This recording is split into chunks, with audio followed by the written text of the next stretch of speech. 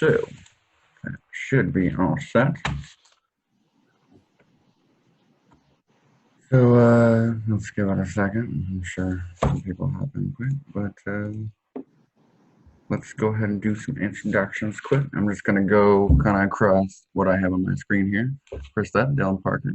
Thank you for being here, local Rock Island alderman. And how else would you? Is there any other descriptions I should toss in there?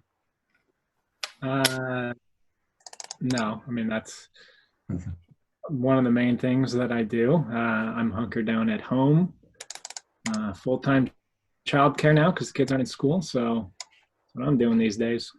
Oh, all right. Next up is Steve Jennings, local comedian, and you're an educator as well, I believe. Yeah, I'm a paraprofessional in the Rock Island School District. Right. What grade do you teach? I teach mostly 4th grade. We have 2 3rd graders and 1 5th grader. It's a behavior disorder classroom. Huh. Any other descriptors? Anything else you want to throw in? Not much. No. Sweet. I'm not like a train expert or anything, so I can't talk on that. Yeah, me neither. Yeah. All right, Max DeVille. Hi. Burlesque goddess and beauty professional. Hair. I don't know what the correct magician, hair magician? Yeah, hair magician would be the technical term, also known as a hair scientist, a hair wizard, a hair goddess, and queen of the sleigh. Queen of the sleigh. All right. Next up is Nikki Gillette, also local comedian, also educator. And what do you teach?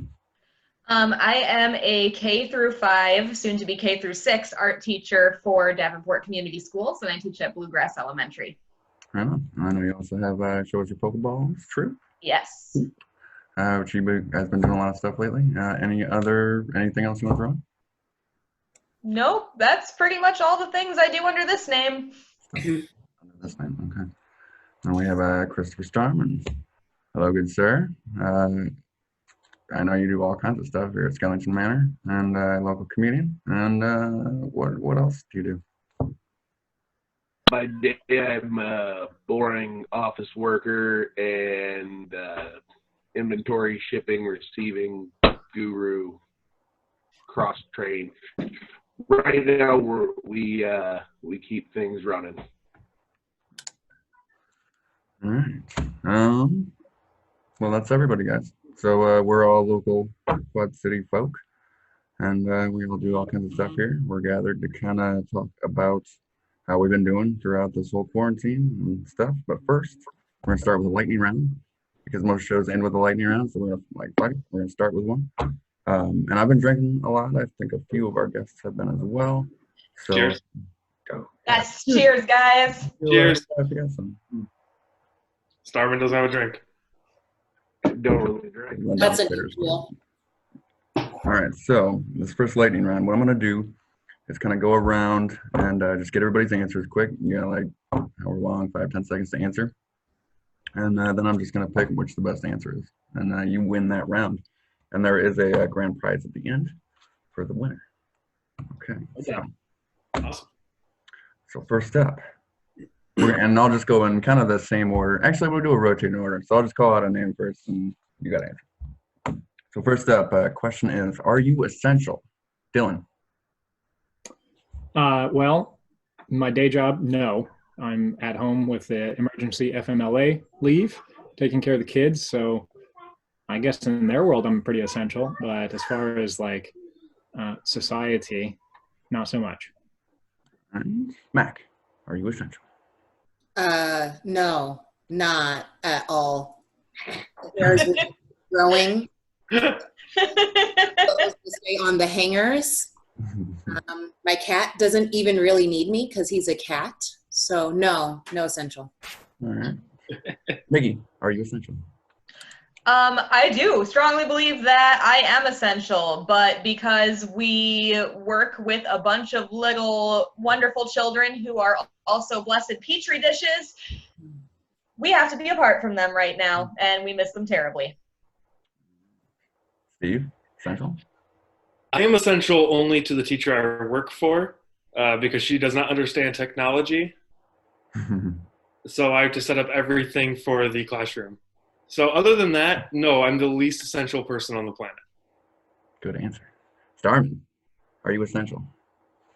I'm not essential. I'm a necessary evil. Actually, my company is essential. We keep a lot of the big things running, and so we have to be open.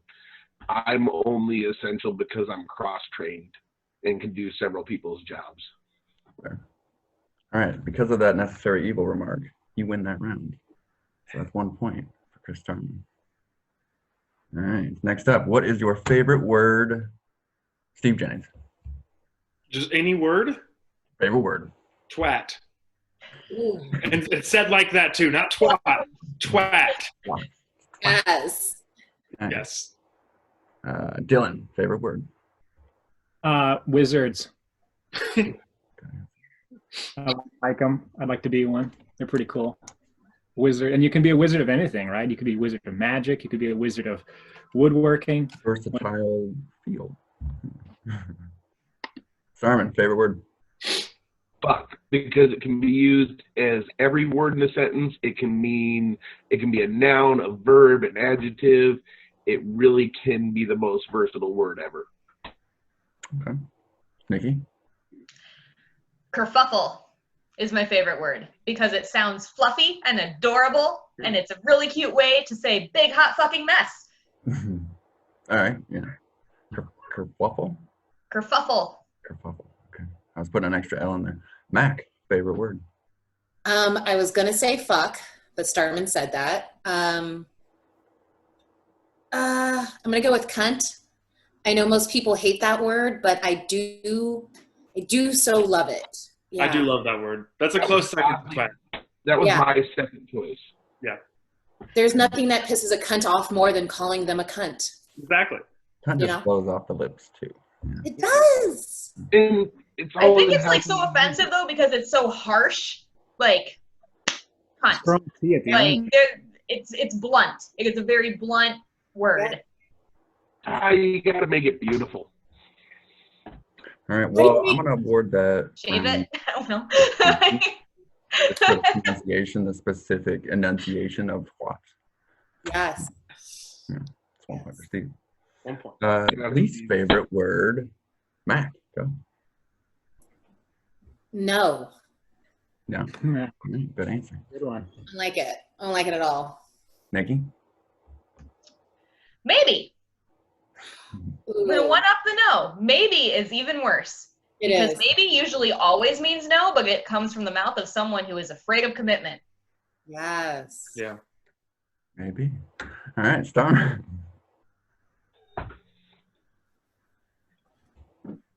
There is no bad word. Everything is what you assign to it. You assign your own value to the word. So there are no bad words. And there's no least favorite word. Steve. The way my mom says orange is orange. Oranges. With Is she I think from an I Jersey? and a Y in there somewhere. It's like nails on a chalkboard every time she says it. Dylan. That's cute. No, it's not cute.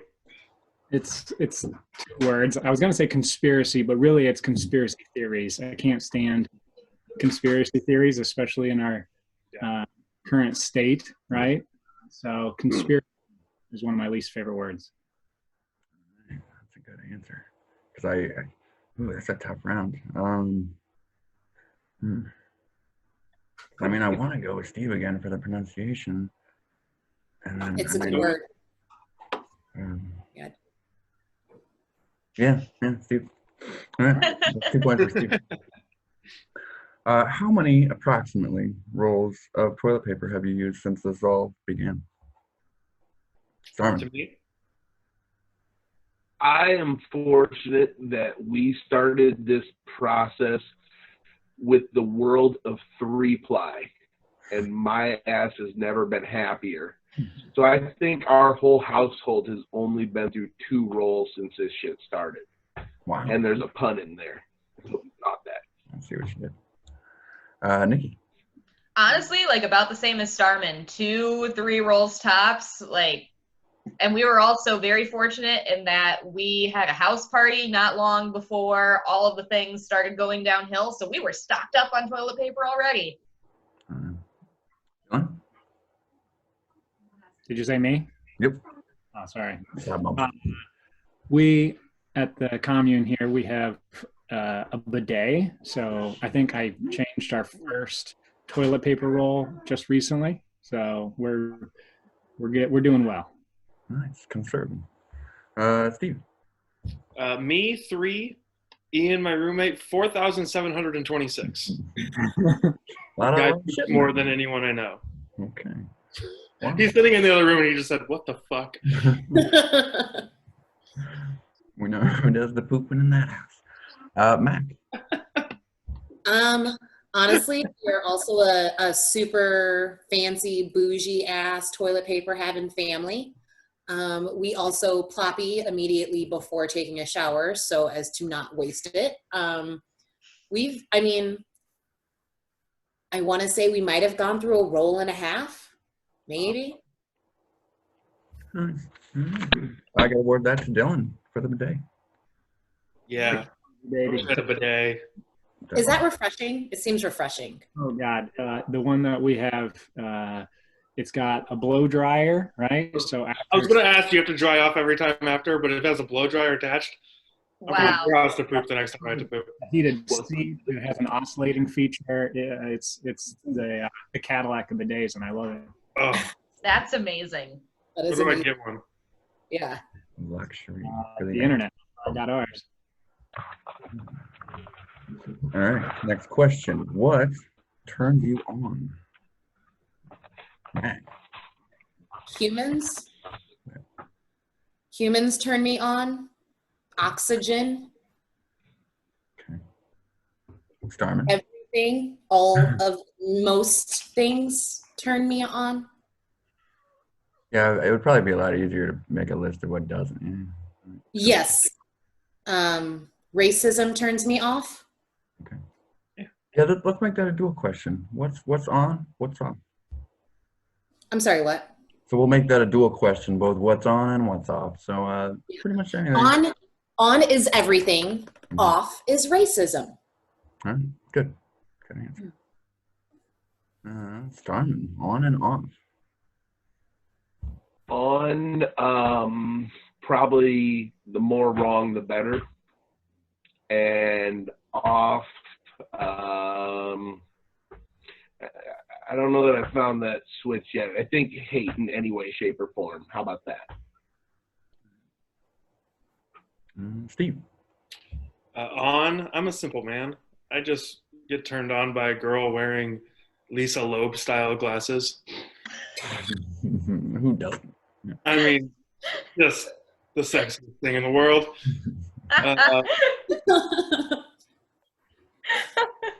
And turned off by closed-mindedness. I don't like people that don't want to grow as a person. So there's a funny answer and a serious answer for you. Okay.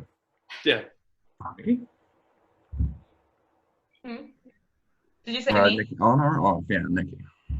Okay, so turn-ons, red flags, and a whole lot of them. Love them. My track record will show you. I love me some red flags. The brighter, the better. Things that are a turn off. Well, we went over racism. We went over hate. We went over closed-mindedness, and those are all very valid. I'm going to go with dishonesty.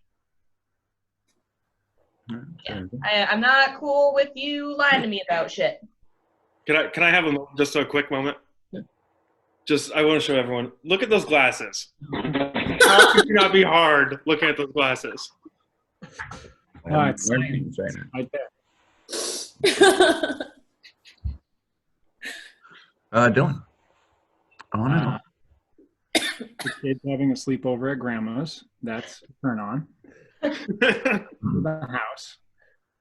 Turn off our city council meetings. Oh. Not that fun. Gotta word that one to Mac. Yeah. That was good. Thanks.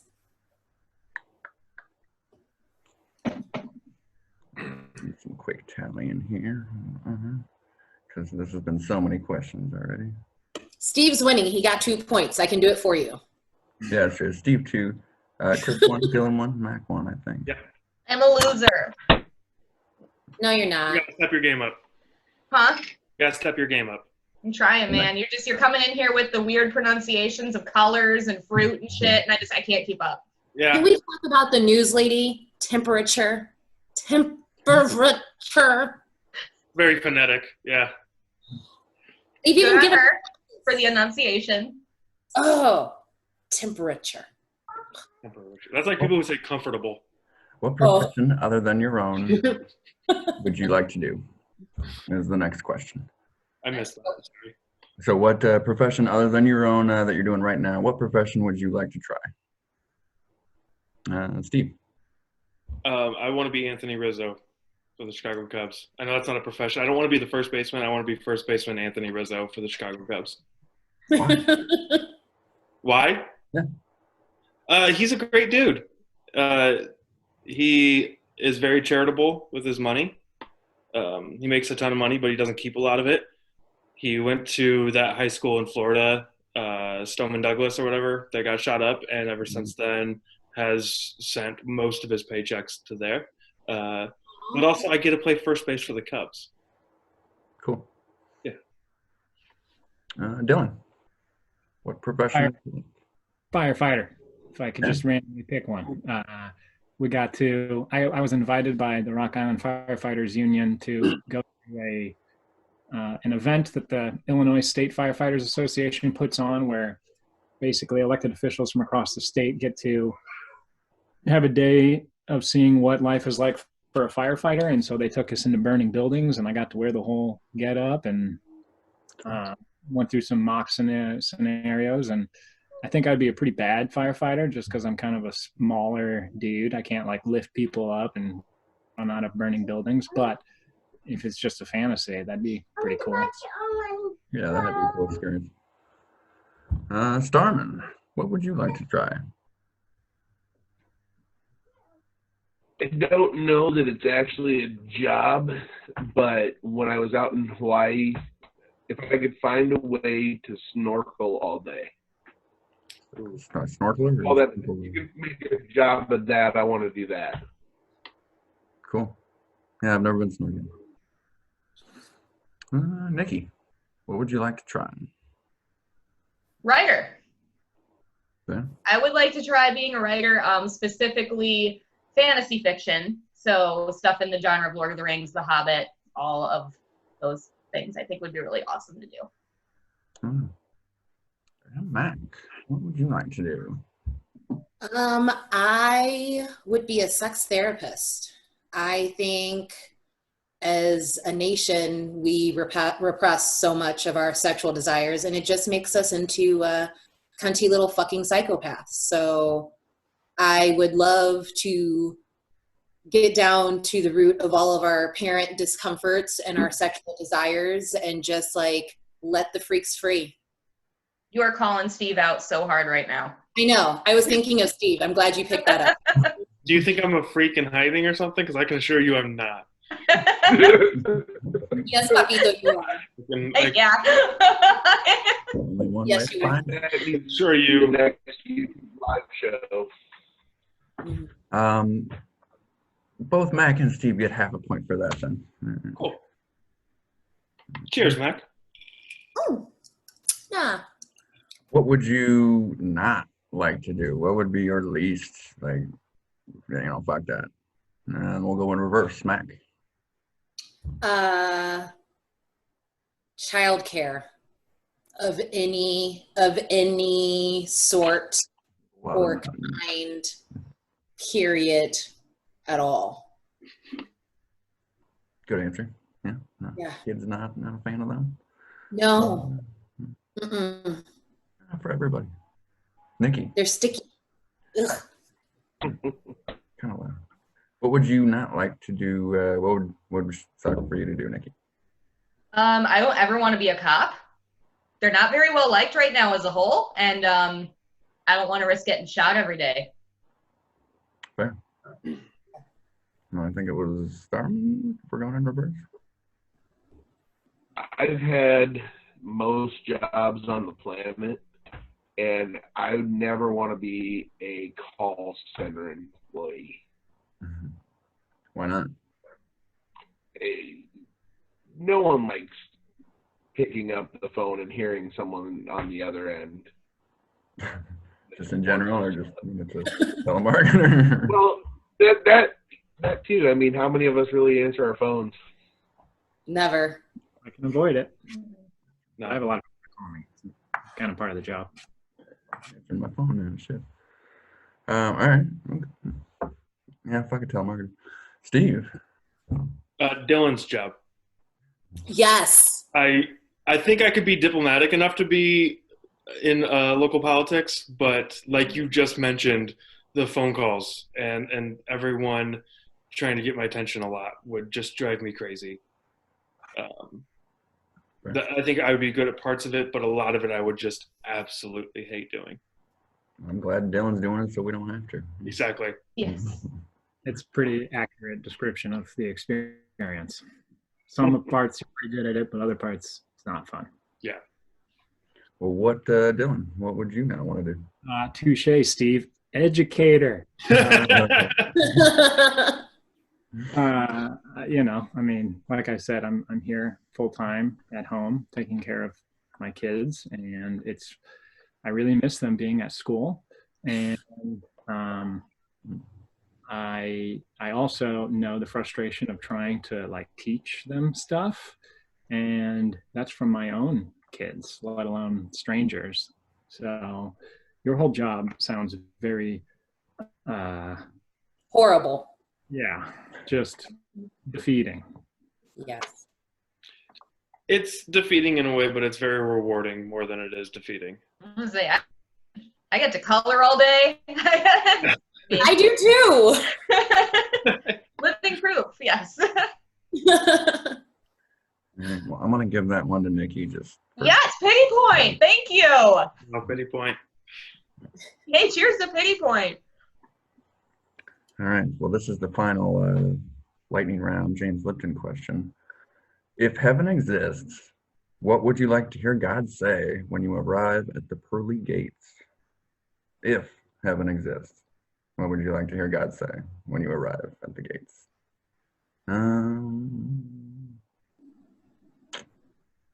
Starman.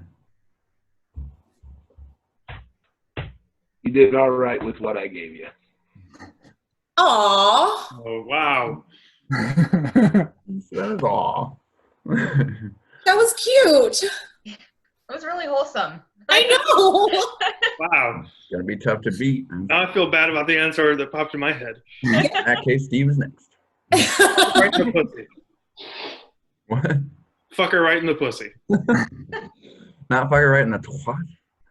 Ooh, that'd be great either. But you remember the guy that would run up to news reporters and yell, fuck her right in the pussy? Yeah. Yeah. Oh, the hero. I just think that'd be hilarious if God did that when I got to heaven. Completely different Carmen's answer. That would be a hell of a twist. It would be.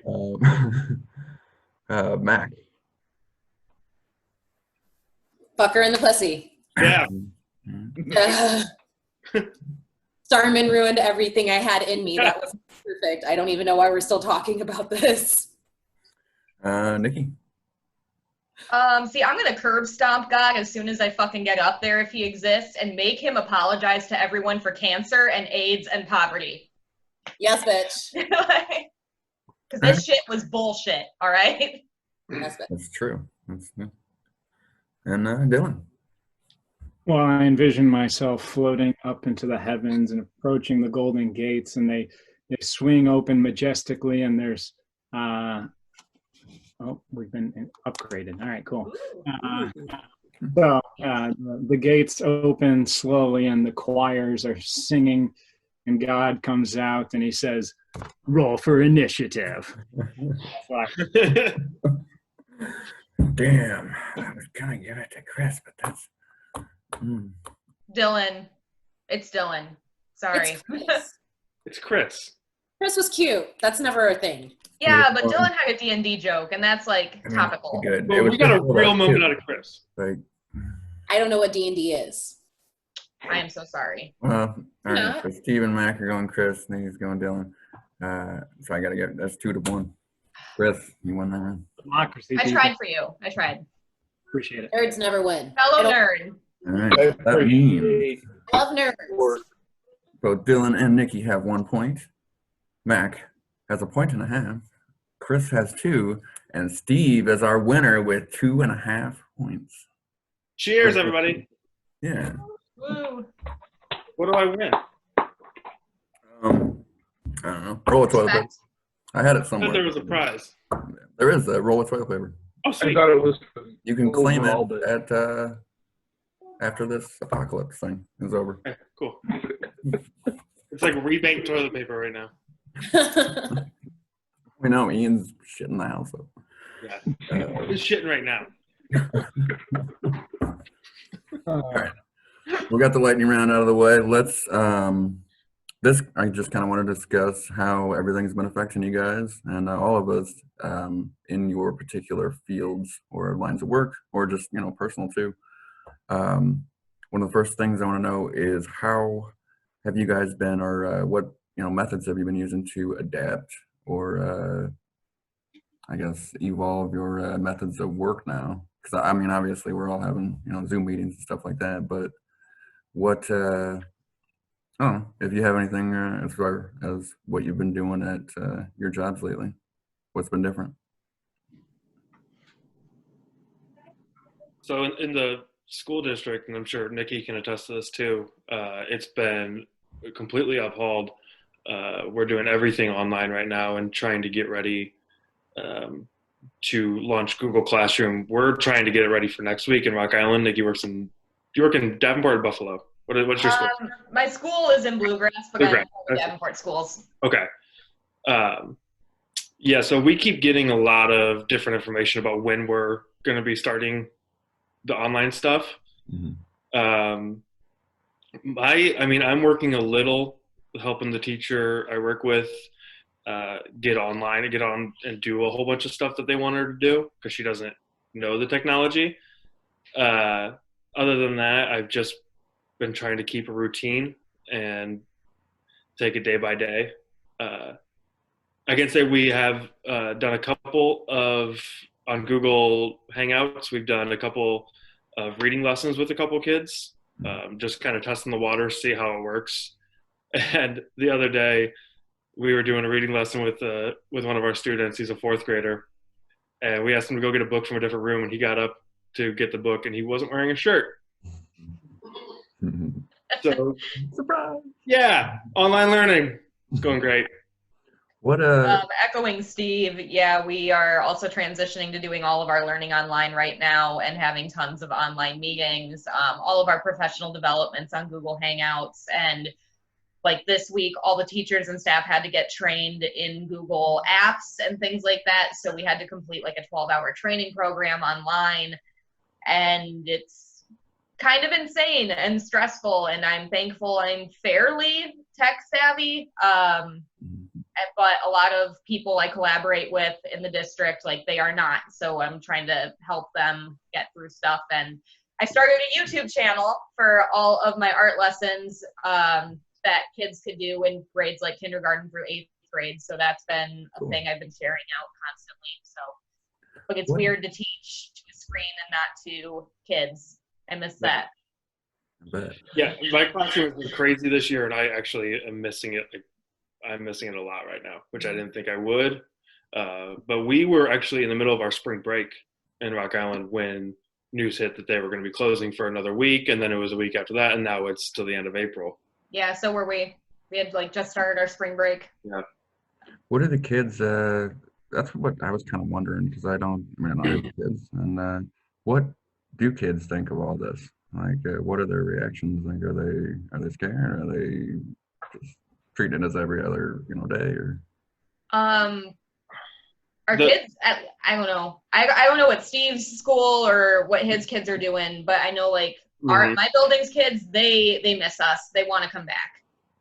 We did a staff parade where we lined up our cars and like we drove all around Bluegrass, and like families stood pretty much outside their house and kept distance from each other, and we honked and they waved. And like myself and like so many other teachers were just in tears the entire time because like the kids so clearly missed us and they had signs made and all of that. It's like they want to be back at school. Yeah. This is rough. Yeah, the two kids that we've had reading lessons with, I mean, I can only speak for them. One of them was saying that he just misses going out and playing basketball with his friends. So that sucks. But another one, he mostly spends his days playing video games anyway. And he said he's even starting to get bored with video games. Oh, okay. Yeah. My So kids much have to said they miss their friends, but other than that, this is heaven for them. They get to play video games and watch TV all day. Yeah. What are your kids doing?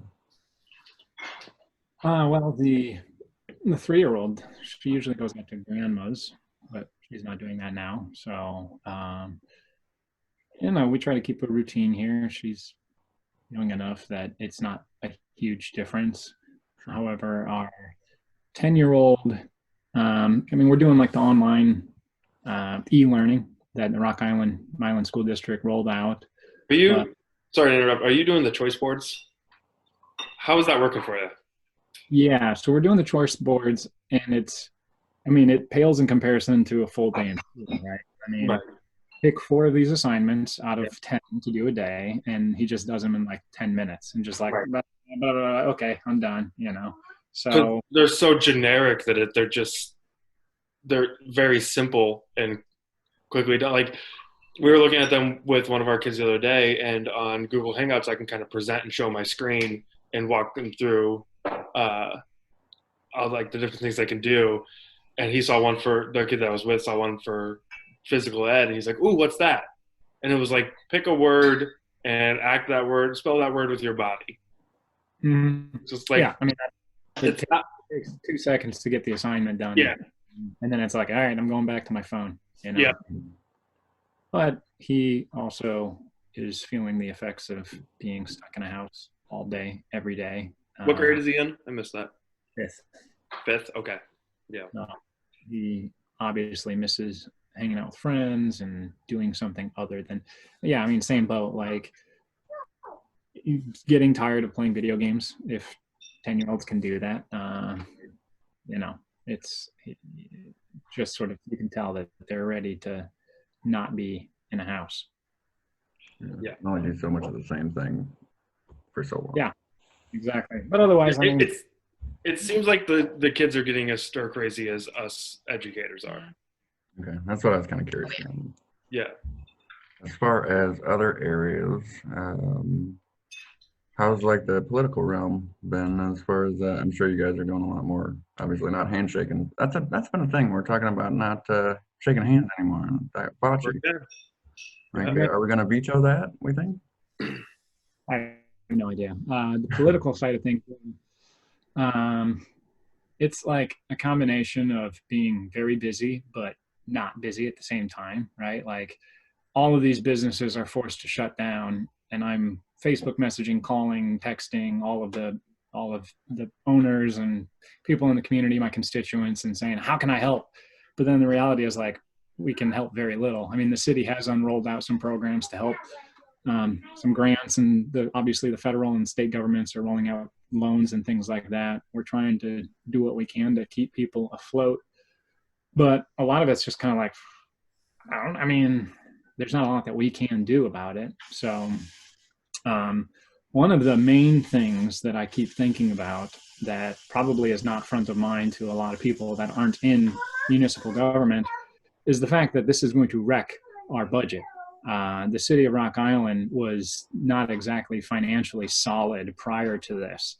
And now, with the stock market crash, I was emailing our finance director asking how our pensions, Illinois municipality, firefighter and police pensions, right? That's kind of a big deal. They were already woefully underfunded. And now, in talking to our finance director, 20% of the value of the fund is just gone, which it was only like 30% funded in the first place, so not good. So I am terrified of how this is going to impact our revenues as a government and our ability to fulfill the services and the things that a city does, where it's not going to be good.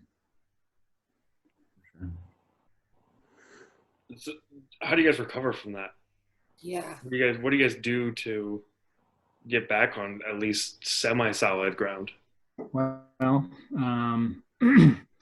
I mean, prior to all of this, the method that the city was doing was having to raise taxes. Obviously, it's a sore subject. People weren't exactly happy about it. At this point, a lot of hope is coming from the upper levels of government, right? The state and the feds. In the most recent coronavirus legislation that the president signed, there is a lot of money included in the stimulus for local governments. I read that the Rock Island Milan School District is estimated to get 2.5 million out of that stimulus. So, yeah, so that should be good. I haven't seen yet what the city of Rock Island is expected to receive, if anything. I think it goes to the state, and then of course there is the fight between the city of Chicago and every other city in Illinois, where money gets dispersed. I don't know. I mean, we have some history to compare to, whether that be 9/11 or the 2008 financial crisis. And the way that we reacted to that was just, yeah, I mean, your budget shrinks, you lay off staff, and just like any other business, right? You fire cops, you fire firefighters, you stop. I mean, this is one of the most frustrating things for me is I've been sitting here thinking of all these policies and these programs that I want to enact for the city of Rock Island. And all of that, I mean, every June, the city council has an annual goal setting session where the city council gets together and says, okay, for the next year, what's our policy agenda? What are the ordinances that we want to, direct staff to research and pass? And I'm sitting here with my little notebook of like, we're going to do all this cool shit in June, do all these neat programs. And now that's just going right. Now we're in damage control mode where goodbye any progressive future foresight initiatives. We're now in just survival mode, which just sucks. Sure. Well, Starman, I know you're essential-ish. How you've been working a ton of hours lately too. What's work been like? So we service essential industry, Alcoa, Deere, Tyson, all the things that have to keep running. It's definitely slower because a lot of those places have lowered their production, whether it be due to corona-related illnesses or just having quarantines and whatnot. So things have gotten slower, but we're still busy because we've been following protocol, sending non-essential people home, having people work from home when they can. So we definitely have less staff, and so we're kind of spreading ourselves to keep up with what's going on. Mac, are you still able to cut hair in this? I imagine not. I've heard, at least a lot of friends of mine are very frustrated. The hairstylist friends, that people are still contacting them, trying to get their stylist to come and do their hair, which. Yeah, right now I have 4 people that are eager for me to make house calls. I'm not doing that. First off, it's illegal. Second of all, I feel like I'm not supposed to be at people's houses right now, so that's not happening. So like out of everyone, I feel like my job is probably like the least major appearing. And I kind of always thought I had a frivolous job. And after watching how many of my clients are handling the fact that they are stuck with their own reflections in less than their favorite state, has been a little heart-wrenching. It's not just Steve that has lost his effing mind and let his roommate or husband or Not husband. whatever you want to call Ian. We're almost common law at this point, probably. Whatever you call Ian. Okay. Yeah, no, I let Ian cut my hair a That was couple weeks ago, and Cam was not happy about it. It turned out better than I expected. This is 2 weeks growth, yeah. but there's still, it's not my normal cut, and I do miss Cam. Yeah, like it's I mean, I watched one of my coworkers talk her husband through a haircut. I have received a good handful of messages asking me how to fix the haircut they've given their children or their spouses. I've seen some terrible bangs that people have tried to trim themselves. I mean, literally the moment that we started to record this, I got some pictures from a friend of mine who got some manic panic bleach and just took it to her head herself. I have knocked all her hair off. Nope. Luckily, it's short hair, so there's still hair on the head. What that hair is going to feel like, I have no testament to. But yeah, no, I've literally, like, I'm threatening my husband with having to teach him how to highlight, because what's hiding under this is like too much regrowth and like more hair than I can pull on the sides. It's hard for me because my job is very social and very physical and very loving. And I pride myself on being a cold-hearted, black-souled bitch. And being in lockdown has ruined all of those illusions for me. I did not realize how crucial it was to like my sanity and my like emotional well-being and like self-worth to get all of those hugs from all of those clients all day long. Like my coworkers were like obsessed with each other. So like when we're at work, we're honking heinies and telling each other how cute we are and giving sweet little lady kisses. And like, I mean, Steve and Nikki can both tell you, when you're in our salon, like you're at home, everyone's talking, everyone's drinking, everyone's having fun. Yeah. And God, I'm a little emotional. Like today's been an emotional day. I miss my friends and I miss being able to support them. Like for me, being like a healer through hair and performing through art, I feel like I can't heal my friends like I normally would. Like watching Steve cut his hair, like, yeah, he needed a haircut. It was way overdue. But like the hairstylist in me is like, he's in pain and he's lonely and we're not talking shit right now and I'm not here for you and I'm sorry. Like I literally called in because I had to be a part like this. Yeah, she called in during the Facebook Live video that Ian and I were doing. And honestly, I did feel bad. I knew I wasn't going to be able to see you, and it was driving me crazy. And I had I get it. See, that's why I am washing my hair as little as possible, because I don't know when I'm going to see you again. And like, I'm just going to let all these bangs grow out, and I'm just going to brush a greasy ass mess for weeks at a time and avoid washing this. So that's what we can do. No way am I trying to cut it myself. Sorry.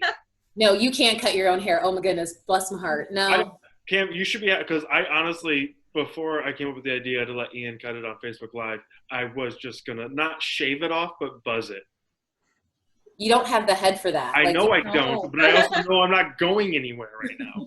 I'm stuck in my house. I go to Aldi every 4 days. Okay, but here's the trick of it that like none of you are realizing. You never cared what anyone thought before. Like the reason you had to cut your own hair and the reason you wanted to shave your own head is because the truth of the matter is you've always cared what you look like. Yeah, and it makes you feel better to like see a reflection as you've decided it. We always think that we're doing all of this for everyone else, but like I put on this makeup because I don't want anyone to know how sad and pathetic I looked all day long. Like, I'm telling y'all, these armpits are foul. Well, that's why I'm wearing a tie and a button-up shirt. I haven't worn a button-up shirt in a month. You know what I mean? I wear one every day to work, and I wanted to be able to dress up a little bit and have an occasion. That's how I'm feeling about makeup and stuff right now. Like, this is the first time I've worn makeup in days. And if I put makeup on, it's to film a YouTube art lesson, and then it's right back off. And just going through the routine of putting makeup on again, and just like, oh my gosh, I feel like myself. This is awesome. And right. Yeah. This is the first time since Ian cut my hair that I'm not wearing a hat. Honestly. Poor thing. And it's not because Ian cut my hair and it looked bad. It's because I just wake up and I throw a hat on because it's just easier. Yeah. Because it doesn't matter. Yeah. All right. Well, does anybody have any like heartwarming or super sappy stories to share that have happened to them throughout this? Because I would love to hear them. That's part of why I did this. Like, we've been talking a lot about how we miss out on the physical, aspect. We even miss out on seeing other people communicating a lot too. These Zoom meetings have been awesome for so many people, at least that I've been in, and they've mentioned, it really made their day a lot of the time. I think a lot more people should be doing them that are experiencing bad times. So I'm glad you guys are all here. And do you guys have any examples, any type of happy stuff? 'Cause I know I've seen pollution go down everywhere, but stuff like that. Smoopy, gross personal note, but my fiance told me he did not care if he married me in the living room of our house with me wearing a burlap sack. It would still be the happiest day of his life. So being a bride trying to plan a wedding right now is horribly stressful. We're supposed to go basically like elope in Vegas this summer, and we might have to cancel all of that. And to lose out like on your dream wedding, and so many brides are going through this, is just like heart-wrenching. But him being like, I don't even care. Like, I love you for you. Like, you are my person, and it's gonna be the perfect day no matter what. And I'm like, oh my God, I start crying everywhere. And I was like, but I need back to do my hair at least. Like, you're gonna have to coach me through at least making this look nice. Like, yeah. It does like virtual reality gloves. That's my heartwarming story, is that at least my person will still want to marry me, even if it's the most low-key ceremony ever. Bobby's awesome. Bobby is awesome. He's a keeper. Bobby's the best, seriously. I don't deserve him. He's amazing. No red flags. Go outside your norm, guys. Go outside your norm. Anybody else? My heartwarming story, well, for one, for anyone that gets to watch this in the replay, my husband just walked through that area naked twice. Was he naked? Noticed that. Yeah, he just got out the shower. Oh, time. My husband is essential and just got out the shower and walked from the bathroom to his bedroom holding his man parts in his hand. Thank you. I love Josh. Yeah, so my heartwarming moment is through all of this, my fans and friends, my little DeVillains and my baby dragons have been amazing and loving and supportive. They jumped on all of the weird stuff that I've done on social media, all of my weird questions. I got so many random nudes and stories about the nudes. I got a penis with a toilet paper roll on it. Like, I really hope he outs himself after this. It was thoroughly impressive. Like, and everyone asked consent, you know what I mean? They were just like, did you really mean nudes? And I was like, yeah, I really meant nudes. That was thrilling and a really fun day. Cam, on an unrelated note, can you send me your phone number? Yeah, got you. Got you. Unrelated. Yeah. I will always take a penis picture, especially if I'm asked first. Like, I am that chick. Send me your wieners, send me your bosoms. I'm going to send you Ian's wiener. Yeah, you can send me. You already have sticks of beans Yeah. stick in your like, or Yeah. Goddamn dear. The other thing is I've been doing good to go and like full Mac drag on Friday and Saturday. going. And it's just to people that request me. So it's pretty much just like my Devillins and my dragons.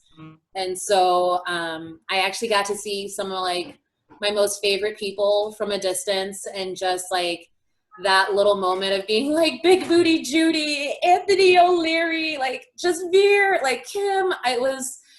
We couldn't snuggle, but it was still really cool. Like, I can't cut your hair, I can't take my clothes off for you, but like, here are your tacos. Like, it was really awesome. And my girlfriend managed to catch me during a moment where I was having a full-blown meltdown and sent me flowers from Cedar Rapids to make it better. Aw. Wow.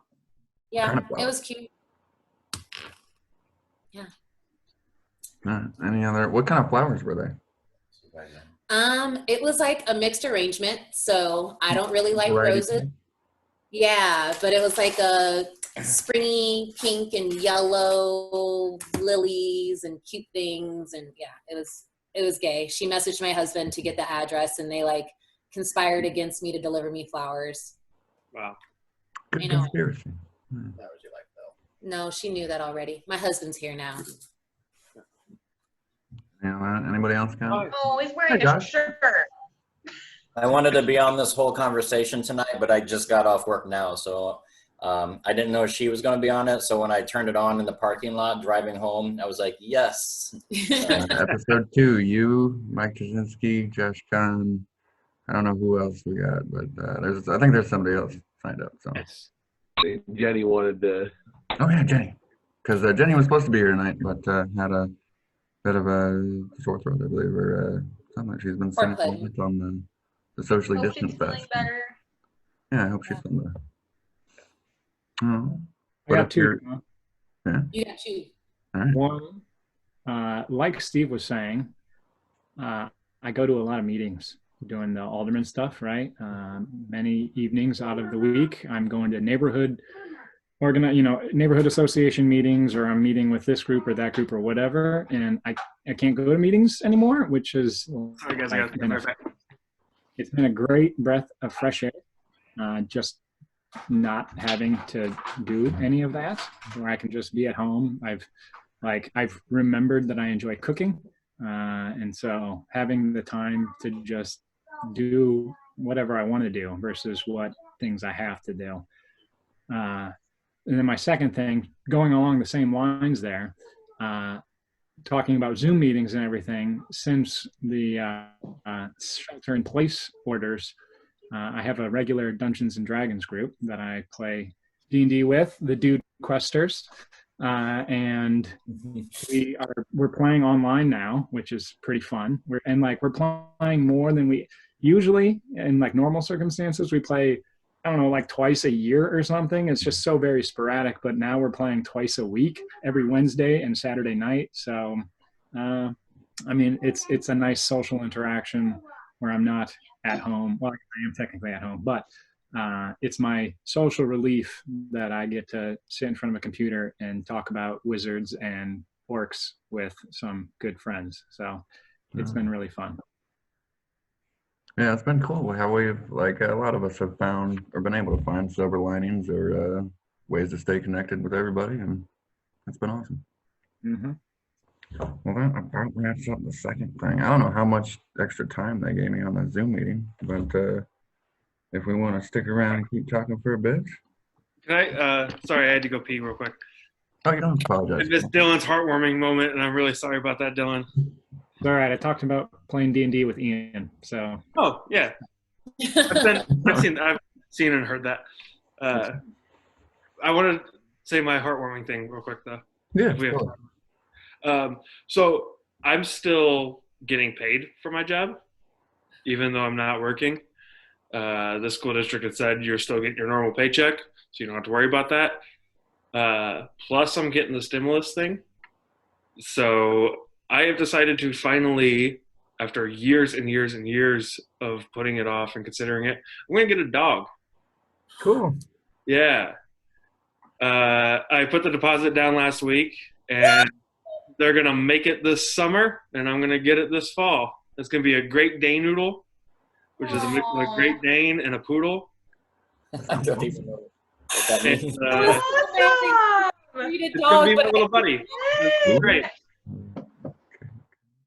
I need a picture of dog this. park dates. Yes, I want it to be a very social dog, to be around other dogs. So definitely gonna be taking it to dog parks and stuff. I mean, Yes. it will be fall before I get it, but a little something to look forward to in this crazy time. Oh, yeah. Yeah. Dig it. All right, well, let's move on to the current events / wild card segment, where what we're going to do is I'm just going to kind of list the category quick, and then we'll first I want to gauge how familiar you are with it, like what, so for instance, 5G coronavirus conspiracies, the link. How familiar have you, like, what degree of people on your social media or that you know in person have made mention of this, or how aware are you of that that's a thing right now? Like on a scale of 1 to 10, let's say, or just whatever, it doesn't matter. But have you heard of this conspiracy before? Basically, is what I'm asking. I see a few a day. Yeah. On social media mentions, but other than that, I mean, I haven't really looked into it. So I'm probably sitting at a nice comfortable 3. Okay. I'm sitting at like a 2 tops. I really haven't seen a whole lot about it.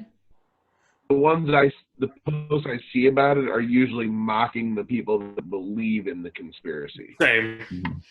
Okay. Kind of like flat Earth. Like, you know a lot of people making fun of flat earthers, but do you know a lot of flat earthers? Like, I Yes. dated one. Unfortunately. yeah. Ugh. Yep. You won? You I picked thought you somebody and being a flat earther? John believed the earth was flat.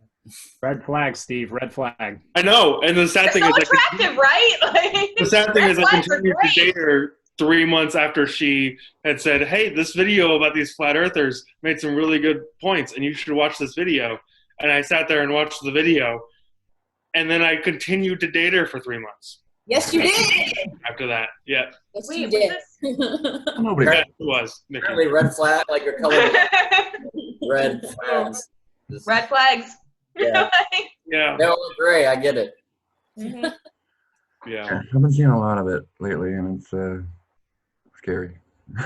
Let people Hey, believe it's scary. I'm not on another social website where on minds.com. I've talked to John about it. It's just like Facebook, but it's not really censored. And on Facebook, I'd say like a 2 about the 5G thing, but on minds.com, I would say an 8 to a 9. It's constantly posted about 5G networks, and it has been for over a year. So I've been reading a ton about the 5G. What I thought was interesting about it is before coronavirus, 5G was the source, the baby of all these other things, conspiracy theories. But then when COVID came out, now all of a sudden they're connected. Yeah. They're just trying to connect 5G with something Yeah. over the past year, and it changes what that something is what I've seen. It's weird. It's I like, hadn't really been seeing a lot of it, or I didn't realize that I was seeing a lot of it until one of my clients sent me a video by a guy. I want to say his name was Young Pharaoh, maybe.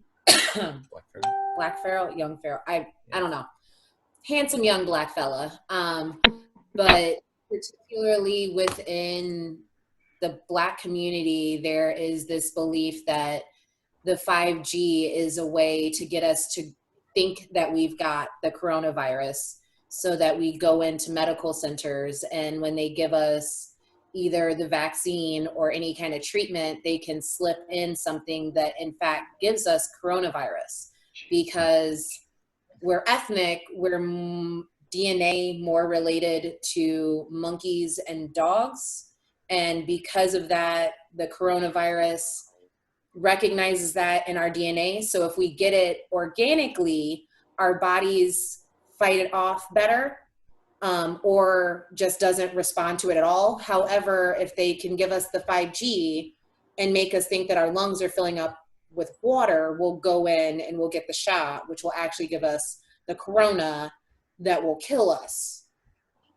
And I didn't realize I was seeing that because it didn't sound like real words, but that's a thing that I didn't see. Yeah. I'm not saying they're wrong. They could be right. It's so absurd that it just might be true, but it sounds like a very long road. I'll go ahead and categorically put that one down as false, just from the science perspective of it, the DNA side of it. Thank you. There's nothing in any sort of ethnic DNA that makes anyone more closely related to any species of animal other than human. Yeah. So that's science. Yeah, that's kind of what I felt about it. I'm like, I'm not really a scientist, but I have seen Jurassic Park a bunch of times. And you're a scientist. Enologist, you know what I mean? Like, and I just don't feel like, you know, I just don't feel like DNA, my brown makes his white any different. Like, I don't. It doesn't. No. Yeah. The weird thing about conspiracy theories, they just like Josh said, they'll take one topic that might have some vague, because 5G, I mean, in certain countries they have, you know, they currently don't have it just because they, you know, believe there is some health effects to that itself, nothing to do with coronavirus, and that's been going on for years. And I still don't believe there's anything, you know, dangerous about it at all.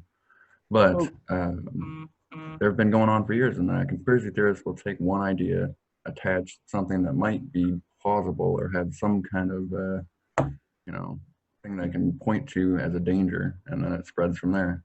But it's so weird why these certain things spread, or why certain things trend like this, these conspiracies. Why now and why this? Like, is it just because people are scared in general and they wanted to take coronavirus and turn it into something else? Or why did it catch on? It's just a weird thing. It makes no sense to me. So I'm just confused why it spread. See, I don't know. I don't follow up on a lot of conspiracy theories because I don't believe in a lot of conspiracy theories.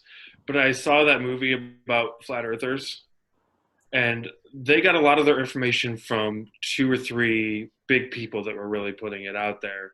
That they're the kind of influencers, and everyone else is kind of following them, and then they're spreading it around, and then those people are spreading it around to other people who are spreading it around. So I don't know if that's the same thing here, but I don't believe in the 5G thing. To me, I mean, I know almost nothing about it. It might cause health problems, but when I hear people say that 5G causes coronavirus, I am reminded of when our president said that windmills cause cancer. Exactly. It just sounds ridiculous. Exactly. And that reminded me, it was Woody Harrelson that spread that on his Twitter, the 5G coronavirus shit. So it is like, yeah, influencers, just random It was celebrities. Woody Harrelson? Yeah, he posted some shit like that, and then who else? Wait, we're talking about something the conspiracy theorists have come up with, and they're all basing it on something that the dude from Zombieland said. Singer MIA also, whoever that is, somebody the kid. Oh, I yes. guess, I don't know. She's had it in Airplane.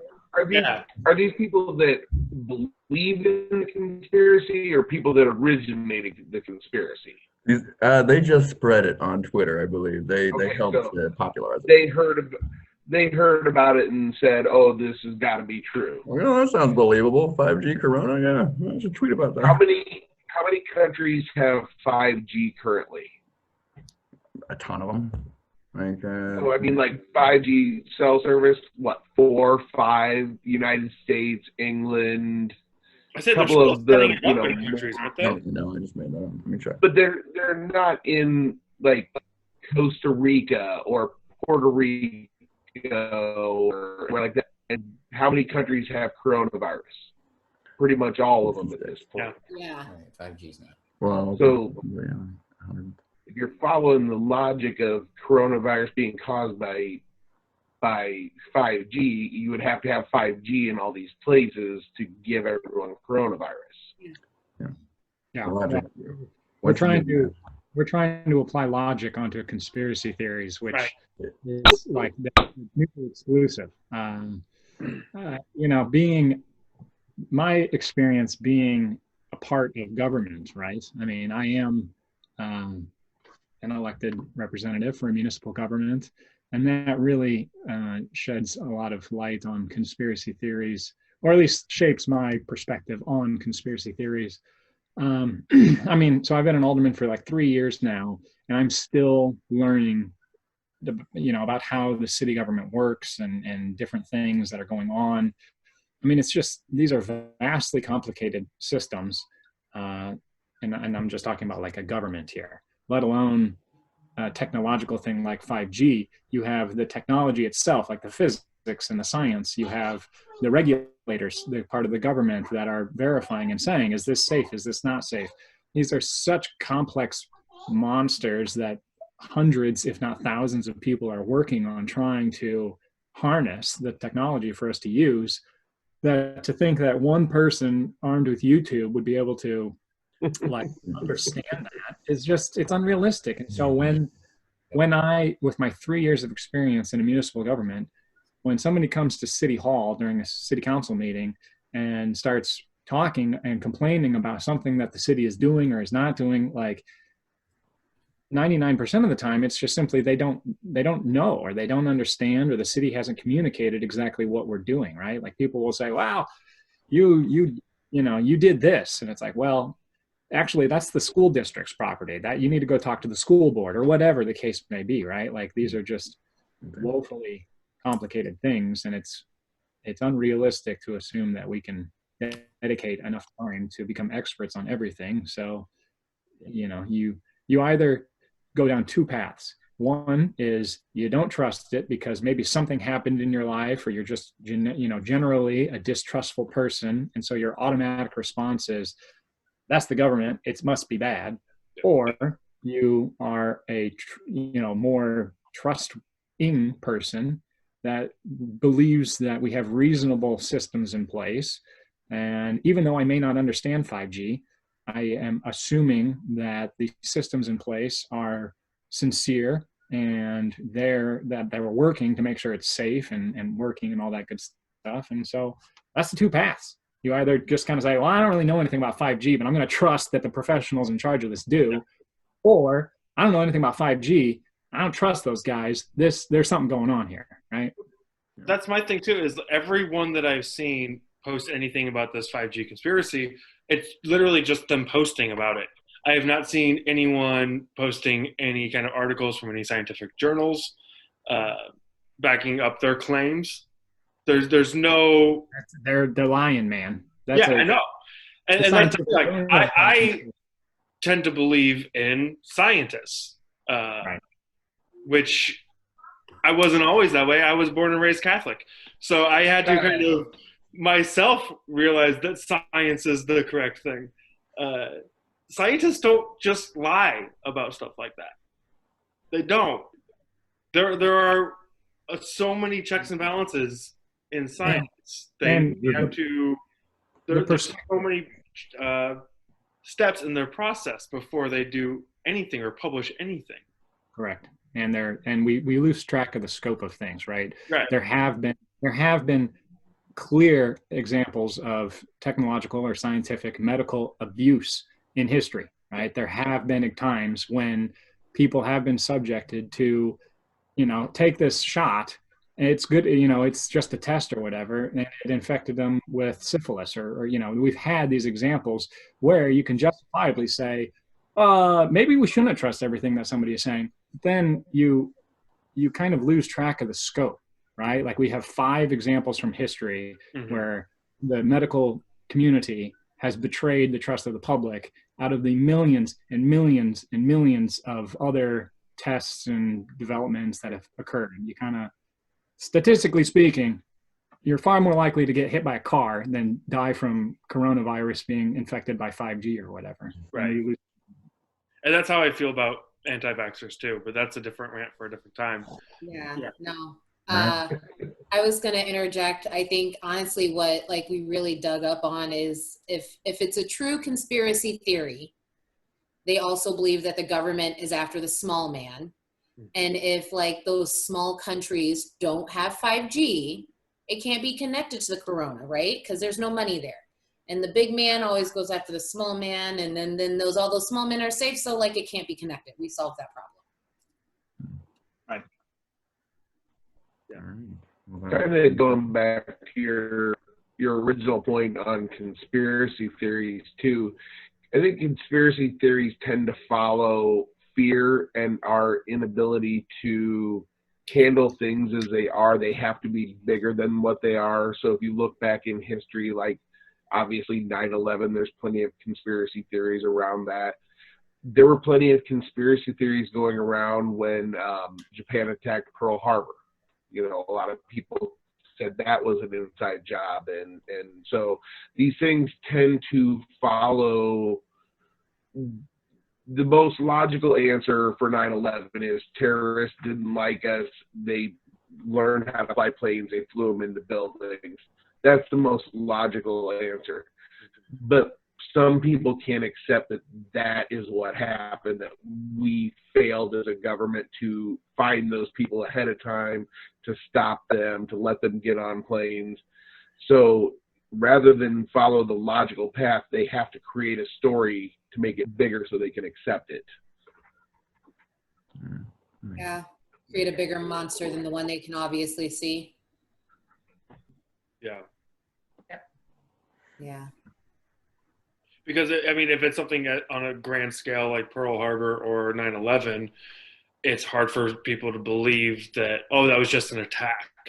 That how could that just happen? How could these people infiltrate our country like that? It had to have been our country that did that. So Conspiracy theories are just a way for people to process tragedy. Yeah. I mean, when it boils down to it, like the bridge that they take to get there.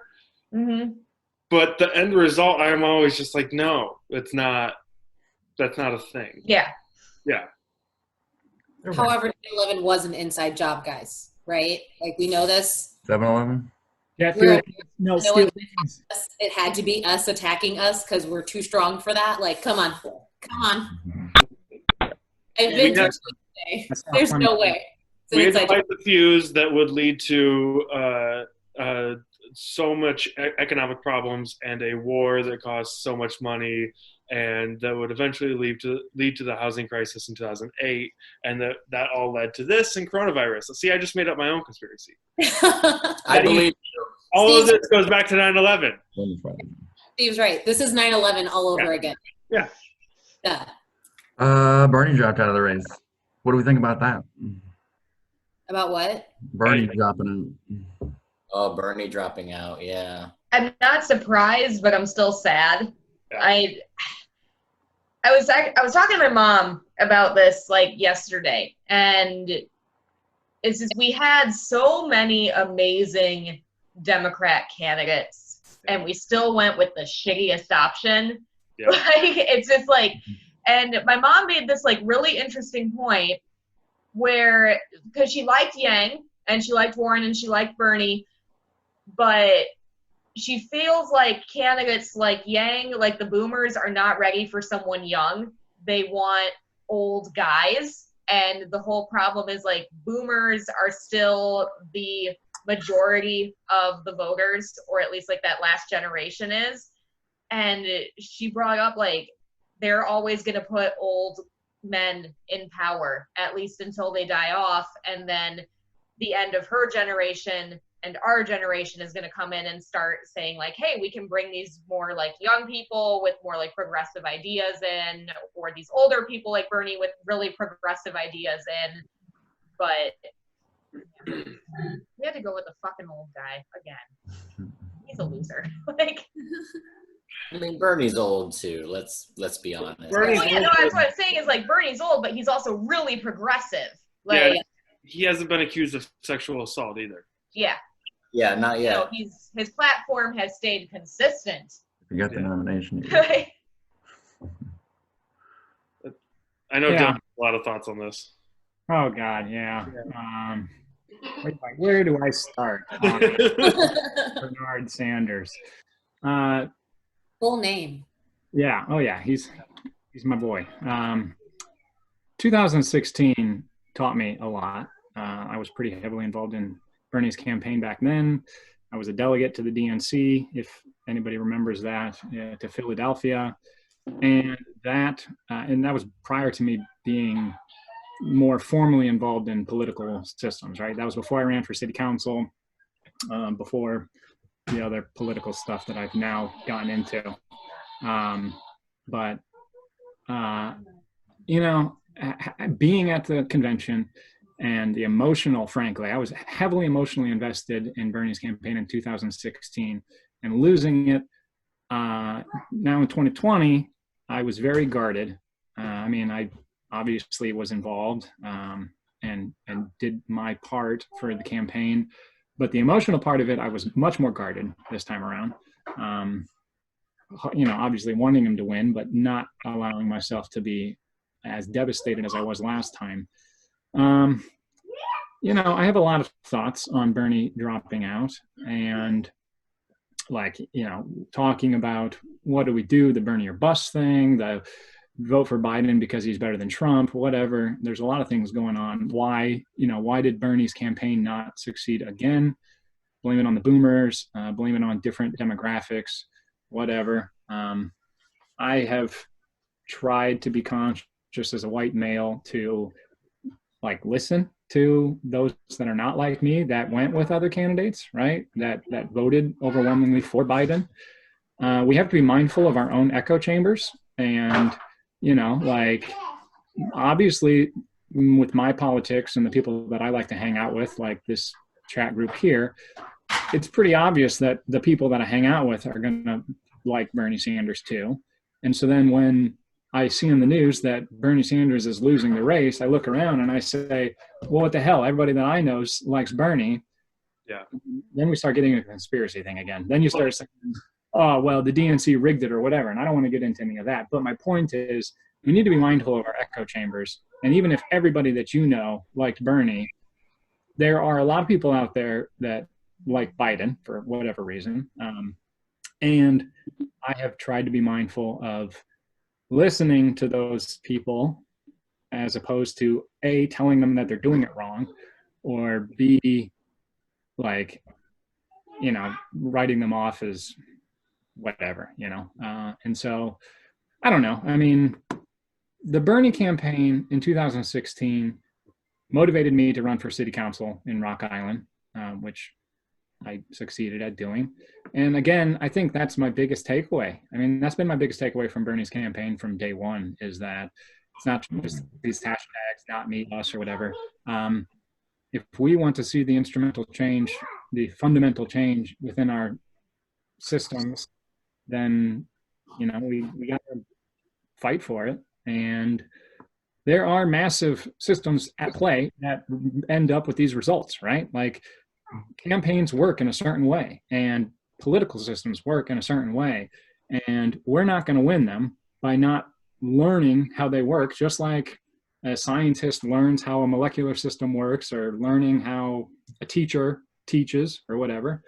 I mean, my day job and my political life are both very heavily emphasized on politics and learning where the levers are and how to do what. And we need to better understand how these systems work so that we can manipulate them to our benefit, in my opinion.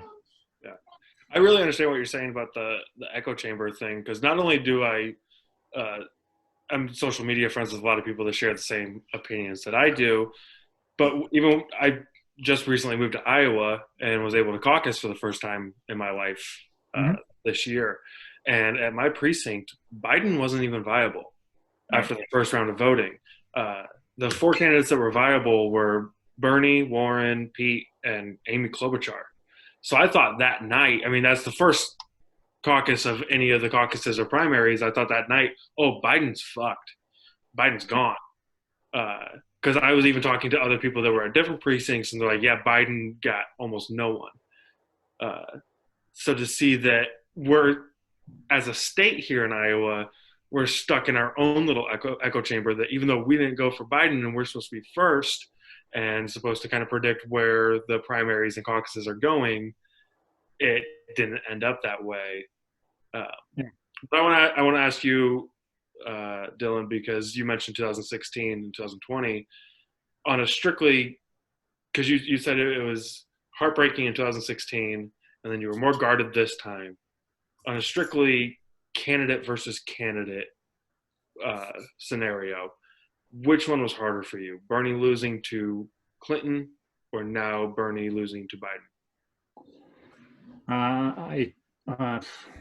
I think it's more difficult for me to process Bernie losing to Biden than Bernie losing to Hillary Clinton.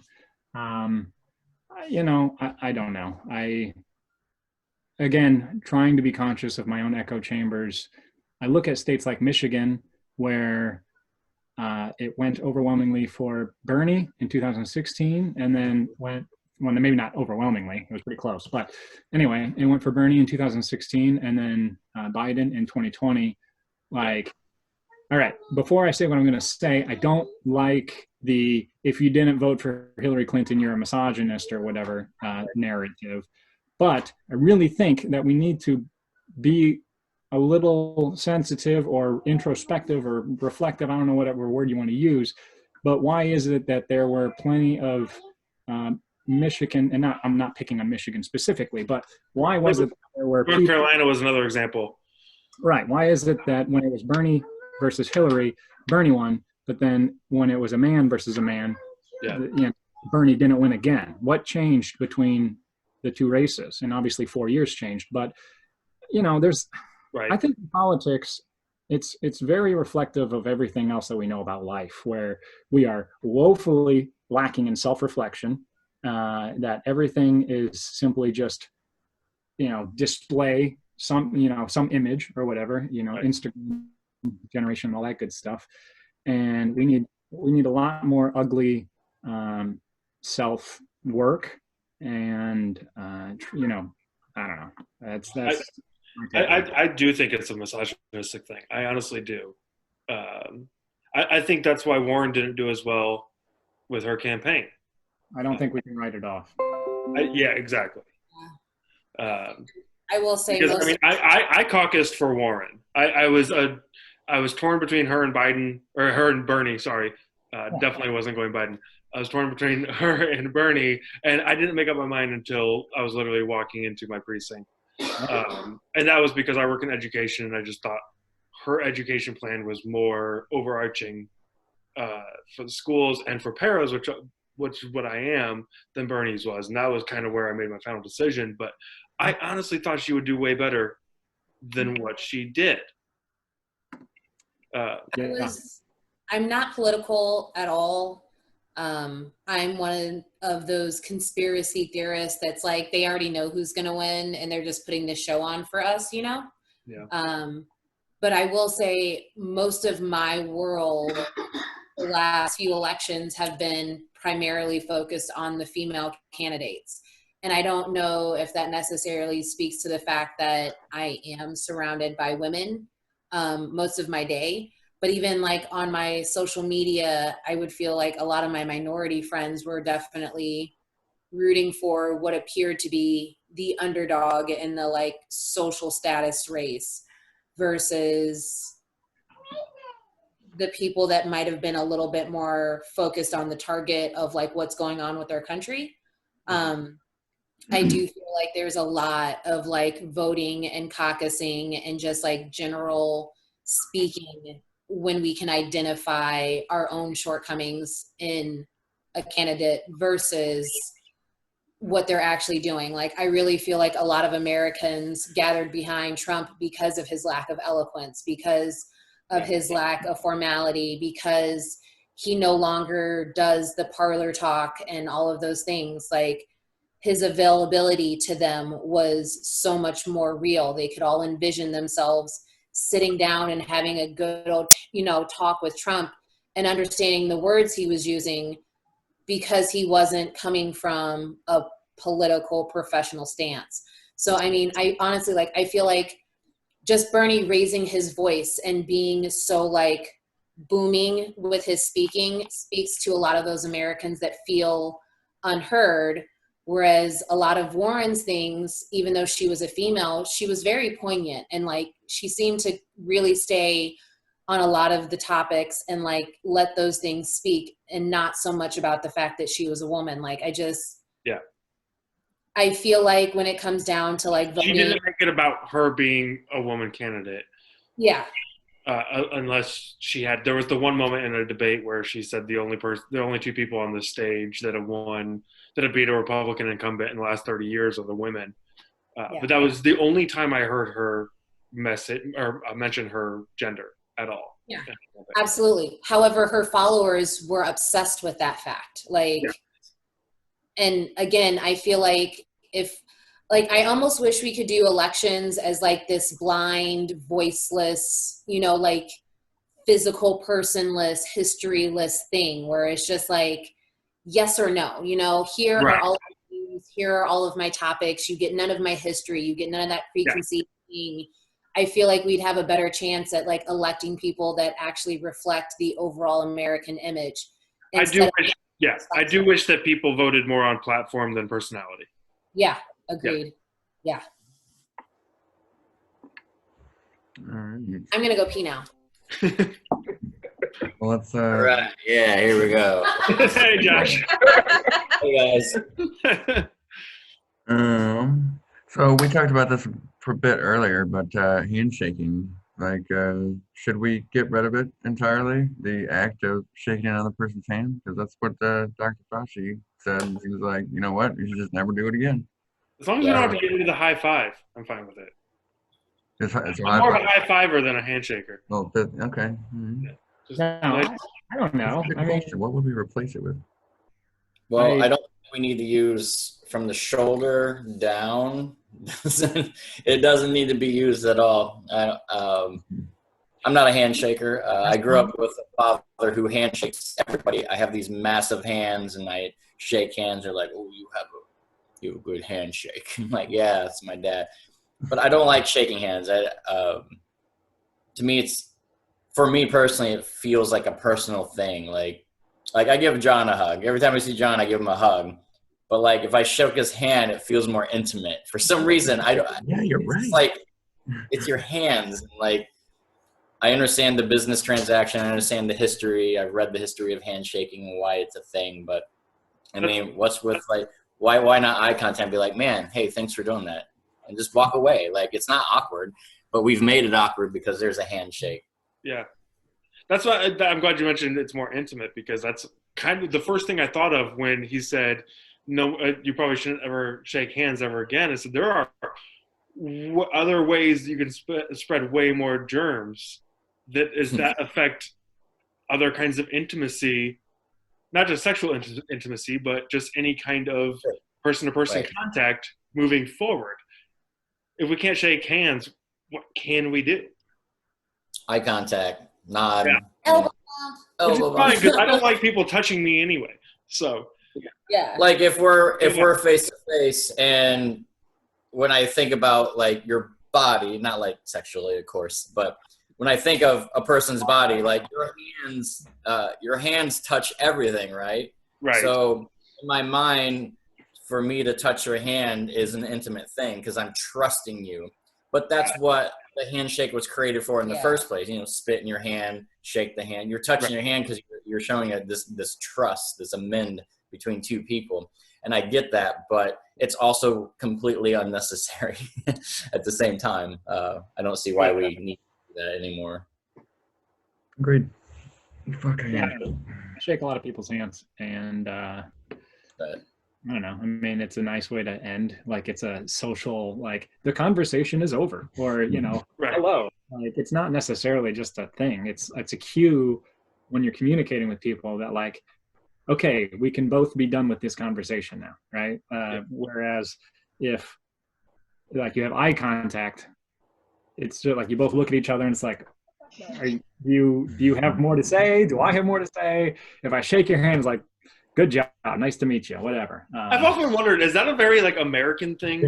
Do other countries shake? Like, we are grown up and taught a firm handshake in America. Like, I don't know, like in other countries, do they care about Japan does and just bow to people. Like, let's just end our conversations with the bow. And that's what I was wondering, because I know, in a lot of Asian countries they do a bow, and they don't there's no physical contact. That's why I'm wondering if that's a very just American thing, like get a firm handshake. I feel like it's dependent upon where the English landed. I feel like it's a very derivative business tactic of the English. And I mean, it digs back to the Vikings. It was a very Viking thing to do, to spit in your hand and then shake it with another human being for whatever disgusting reason. So, I mean, you know, I feel like I'm really skilled at this, but I feel like it might be more of a lack of melanin versus a melanin kind of cultural thing. Like, I don't even think it's an American thing. I feel like it's a melanin lacking. Yeah, I get it. White male thing. It's a white male thing, exactly. You guys are disgusting. I don't get it. Like, oh. Guilty as charged. Yeah, you bring up a good point that I didn't say at all, but it is it's a great social cue. It definitely is. If we were talking and I made eye contact and said, "Hey man, thanks for that," I just turn around and walk away. I don't think twice about it. Like, I don't think it's awkward, but that's my reality. To you, you're probably like, "Dude, he just walked away from me." That's what you're saying. Like, he doesn't care. Like, I might put off the wrong vibe with that, but I hope that other things cover for that fact. But you're right. It's a great social cue, and it's very ingrained in our society. I don't think it's going to change. It's been around so long. It's just the thing to do now here. Yeah. Well, I'm pretty much out of stuff. I had one more topic, which was Tiger King. Have you guys seen this shit? It's so insane! Oh my god! Hey, Starman, hold on. Starman, have you not seen it? You're shaking your head. I have not seen it. Thank you. You're not the only one. I'm familiar with it enough that because people talk around me about it, but I have no interest.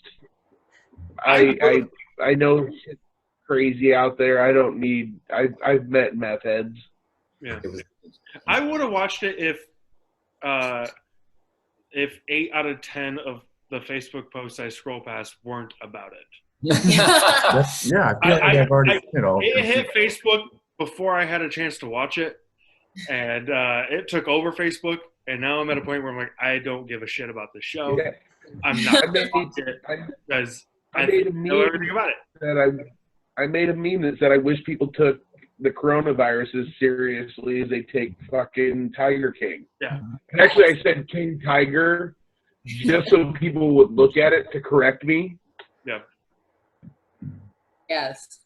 I did give in to the Tiger King. It was my first attempt at like lockdown life. I was just like, all right, so like, this is what my humans are doing. I want to be able to associate with them.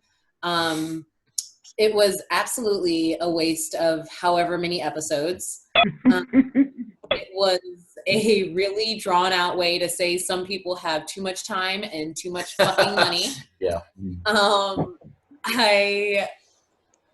I continue to watch it because I like to watch people act an absolute fool. It was absurd. Yes. The ridiculousness just kept stacking, and you're like, how does it get more ridiculous than a man having 218 wild animals in a cage in Oklahoma? It does. Well, it's even like episode 2, somebody's arm gets ripped off, and you Right? think it's not going to get any crazier from there, and it does. Like it gets so much crazier. Like, how did this mullet marry one but two 19-year-olds? Like, how did that mullet marry the meth? Obviously. Okay, why didn't I think of that first? Like, it was just this roller coaster of hot American trash that I could not and refused to get off. That's what gets me. Is out with John L. Have you like gone out on John L. adventures? Like, this kind of shit happens. He meets people that have tigers and. So everything that I understand about it is that it is just like the craziest reality show you could ever fucking watch. Basically, and you also learn that a tiger costs less than some purebred dogs. Yes, I have seen posts about it, and I'm paying more for my dog than he did for a tiger. Yeah. But at the same time, it's like Making a Murderer was a big thing, and I watched that because there was a huge message behind it of, is this guy innocent or is he guilty? And there was a big push to kind of get this guy off the hook. With Tiger King, it's just, this guy's fucking crazy. This lady might have killed her husband. This guy's in jail for some reason, and now the president might pardon him. Okay, off, Steve. You can't talk on it unless you have witnessed it. I've witnessed enough. I've soaked in like a sponge all of the social media shit I've seen, and I know I don't need to watch this show because I get one episode in and be like, I fucking hate this. No, You're a fun hater, Steve. Listen here, you cool I cat. am right there with you, man. Cheers, Star. Watch it. Watch it. Don't watch it. Watch it. Don't watch it. Watch it. Yeah. Steve, And, this was a Watched comment it. from a long time ago, but Mike Krasinski says that Lisa Loeb's brother lives in Bettendorf, and you can buddy up with him to get close to those glasses. wait, what now? Now, Lisa Loeb's brother lives lives in in. Bettendorf. No Who shit. would live in So, Bettendorf? buddy up to them glasses. How is that possible? That's amazing. It's meant to be. I watched Tiger King, or I think T and I got one more episode, and I mean, just strictly talking about a entertainment show, it was entertaining, right? Like, it succeeded in its mission of entertaining me. However, the longer I watched, the more I just felt wrong watching it, and just like felt dirty watching it. Like, I think Chris said, That's how I was with the movie Cars.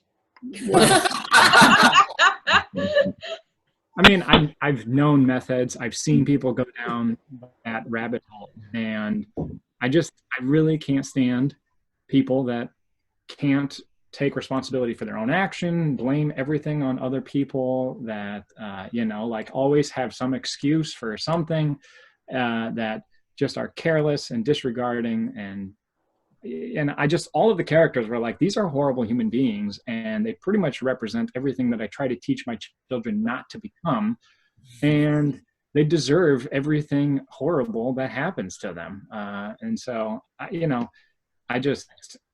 it made me reflect on people that I've known and society at large. I'm like, well, no wonder Donald Trump is our president, because this is they're the caricature of what we do, but it's very much the American way to, no, I didn't do that. Somebody else made me do that, or whatever, right? I mean, it's just, this is America. It's gross. And it did not make me feel good watching it. See, and that was my thing. Like, you mentioned, this is why Donald Trump was president, and that made me think of something that I've thought of a lot when people have been posting Tiger King stuff, is that there's this population of people in America that, I don't know how to put this delicately, are so fucking dumb that they will. I compare it to, and I always remember this. There was, I think it was 1998, the WCW Road Wild pay-per-view. There was a match between Chris Jericho and Rey Mysterio Jr. and the crowd. It takes place at Sturgis in North Dakota or South Dakota, whatever Dakota. And the crowd starts. Rey Mysterio starts getting the upper hand in the match, and the crowd starts chanting USA, USA, USA. Chris Jericho is from Canada. Rey Mysterio Jr. is from San Diego. So it's just, since that moment, there's this portion of America that I just do not and will never align myself with. And that's how I feel about Tiger King, is that I won't align myself. Good. So Like, you can jump on those points there. You know, like the Dakotas. Got it. So what you just said in brown people terms is keep your enemies closer, which is why I watched it. Like, I need to understand what y'all are doing with all this money that you're not paying me. And the answer is buying tigers and being And doing meth. dangerous and creating cults and killing your husbands. Like that's what I figured out from that is Don't that blame me. I'm not. I'm brown. I can't do that. Oh, okay. Yeah. I go to jail for real. You're in a good way. You know what I mean? No one comes to talk to me if I go to jail. I'm just like one. Yeah, I don't know. I mean, either it's an example of how our systems have utterly failed entire populations, or it's an example of some people are just bad people. So I don't know. I mean, they don't exactly share Joe Exotic's upbringing, but you know, I mean, I have no idea how he became the person that he did, but yeah, I mean, really, I guess they talk about how he hires people straight out of prison, right? I mean, some of these people are just victims of abuse and of, you know, being trapped in a system or whatever you want to call it. And so, I don't know. I mean, it just, the whole thing, whether it's these people are bad or these people are exposing how screwed up our systems are, it just made me feel gross watching it. Fair. Truth is gross, Dylan. The truth is gross. It sure is. Yeah. I think what Dylan just expressed is why I don't feel like I need to watch it. Though, Yeah. I mean, if we're talking about producing a 7-episode miniseries on a streaming service in America to generate profit for investors, it was massively successful. Yeah. So, Yeah, absolutely. It was. kudos to those that, I mean, that was the job. Well, that was like, I don't know if you guys remember, like a year and a half or 2 years ago. I don't remember how long ago it was. The movie Bird Box took over social media. Oh yeah. Everyone was talking about Bird Box, and I was like, I will watch it when it calms down, and I will go into it with an open mind. I just don't want to go into it with all this influence already on me of everyone talking about it and how great it is. And so, like a month and a half ago, I watched it, and I did not like it. I didn't like the movie. It was a very successful movie for what they. That I felt like that was their goal, was to get people to talk about it, and that was why it became successful. And I feel like the same thing is happening with Tiger King. Yeah, it's funny how our tastes in things are so massively influenced by our friends, right? That's pretty obvious.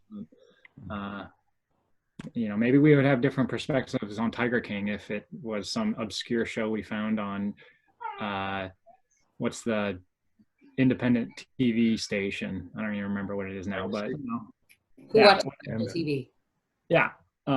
You know, how would our opinions be on this? It might not be the same. Right. Definitely wouldn't. No. We're all just social issues and real people. That's why we're all in our homes. Yeah. I miss the art of finding underground documentaries because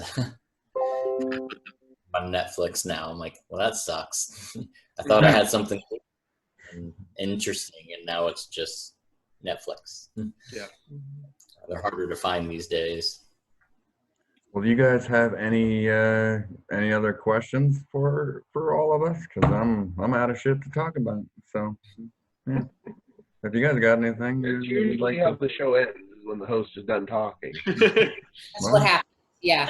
John, you have to shake John up. L's This is gotten my off first easy here. show. He's done the least amount of talking. You have to shake up. That's the point. I got nothing good to say. I want to know what you guys have to say. That's why I'm glad this was a good little team for the first show. Yeah. It's been awesome. Like, I think we should do it again. Absolutely. Yes, this is a lot of fun. Thank you. I would do it anytime. I miss just having conversations with people that aren't Ian. I mean, this is a group I would normally see at a certain bar on a Saturday night, so I'm very happy to be seeing this group right now. Seeing people in general has been awesome. And connecting and learning some new stuff. I'm glad you guys shared your perspective, your opinions, and I know we had a few people watching. I didn't really pay attention to. I was busy, talking to you guys. I wasn't really watching. I didn't even do this for the views. I just wanted to talk to people. Yes, totally. I appreciate you letting me do this, because just talking to people in the outside world feels really good right now. Yep. And you want to roll of toilet paper that you can claim Yeah. at a future date to Awesome. be determined. We'll send you my address. We're all out. Don't come to Lowe's. Don't come to We're out. All right. Well, shit. I love you guys. That's Love you. That's a great sign off. Shit, I love you guys. that's a wrap. Good talking to you guys. Bye. Bye, friends. All right. I'll stop the live video. Thanks, guys. All right. Thank you. Thank you so much. This was a lot of fun. This was That was so awesome. much. Yeah, that worked That out was great. perfect. Exceeded my expectations. I figured I was gonna stumble and mumble through a bunch of shit, but no. And you guys were fucking awesome. I love you guys. You did it. Yeah. Yeah. John, Really enjoyable. let's fuck again. Whoop, whoop. Yeah. Episode 2. We will Thanks. do that later. Yeah. I'm gonna go smoke a cigarette. See you guys. Me too. See you, man. I'm out of beer. Woo! Yeah, I drank all my drinks that I had. I had 3 beers and a margarita during that. I drank Drink 3 a half a bottle of and vodka. I have to pee so bad, but it's fine. You go pee and have a cigarette. I'll see you guys. Bye. Bye. Shit, I guess I should close out of this, huh? Yeah, I guess. Yeah. Fuck. Bye, John L. Thanks again. Yeah. Did I even? Fuck. I see. I'm clear. All right, they're all gone. Let's talk shit. Okay. Yeah, I'll be right back after I smoke. Bye, Nikki.